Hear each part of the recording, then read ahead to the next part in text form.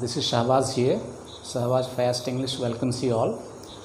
And today's topic is model. And in continuation of model, gonna discuss should. ये should है, इसे हम लोग डिफेक्टिव मॉडल भी कहते हैं, डिफेक्टिव वर्ब भी कहते हैं या मॉडल कहते हैं. इसे डिफेक्टिव वर्ब इसलिए कहते हैं कि इनका इन्फिनेटिव, प्रेजेंट पार्टिसिपल और पास्ट पार्टिसिपल नहीं होता है.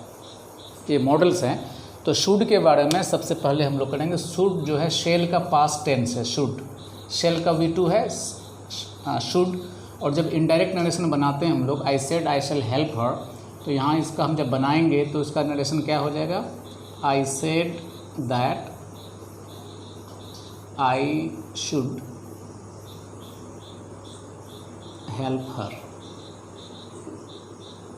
यहाँ शेल के जगह में शुड आ गया क्योंकि शेल का पास्ट टेंस शुड होता है. नॉर्मली हम लोग शुड का इस्तेमाल कहाँ करते हैं? पास्ट टेंस में करते हैं. जब इनडायरेक्ट नरेशन बनाते हैं तो इनडायरेक्ट नरेशन में शेल के जगह में शुड लिख दिया जाता है अगर यहाँ पर पास्ट टेंस रहता है, सेड रहता है. रिपोर्टिंग वर्ब अगर पास्ट है तो यहाँ शेल के जगह में शुड हो जाता है. एक पहला यूज़ शुड का ये है. दूसरा शुड का है एडवाइस. सलाह देने के लिए हम लोग शुड का इस्तेमाल करते हैं. शुड ऐसा मॉडल है इसमें सलाह दिया, एडवाइस दे. One should not tell a lie. क्या मतलब हुआ?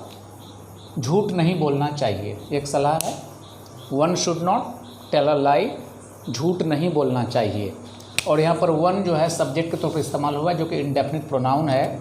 तो सलाह देने में हम लोग शुड का इस्तेमाल करते हैं. One shouldn't tell a lie. One should help the needy. ज़रूरतमंदों की मदद करनी चाहिए. तो यहाँ क्या हो गया? दोनों जगह शुड से और शुडंट से सलाह दिया गया.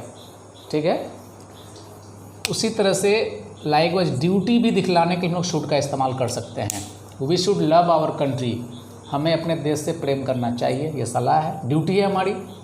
हम लोगों की ये ड्यूटी है कि हम लोग अपने देश से प्रेम करें. You should report in time.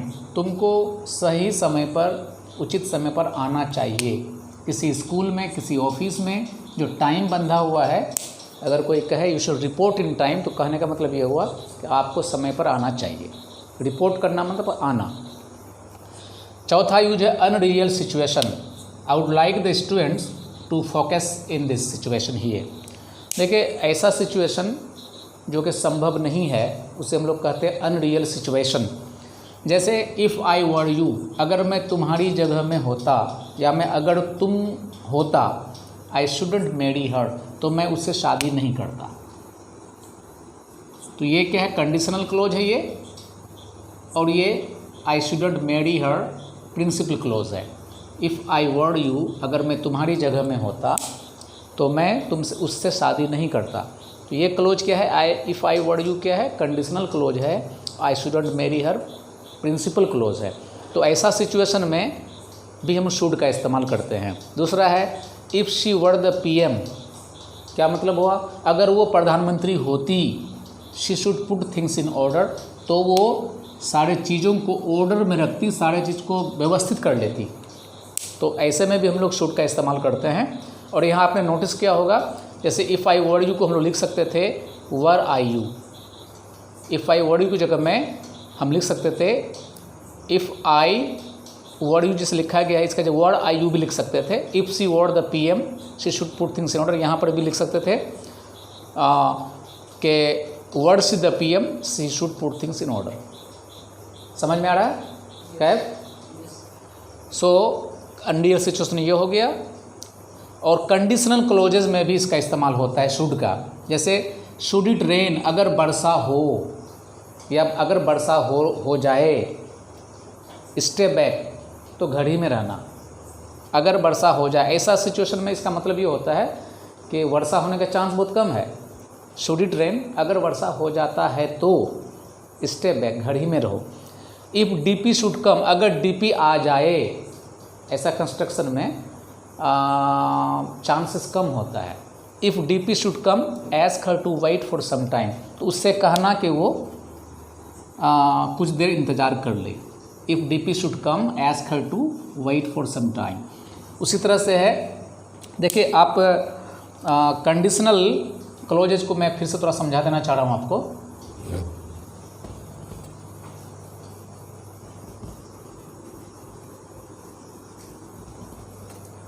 जैसे should your father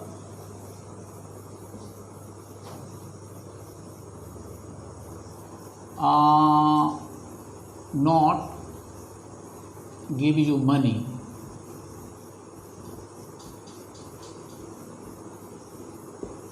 okay, I'll help you। क्या मतलब हुआ? अगर तुम्हारे फादर तुमको पैसा न दे, should your father not give you money, अगर तुम्हारे फादर तुम्हें पैसा न दे, I'll help you, तो मैं तुम्हारी मदद करूँगा।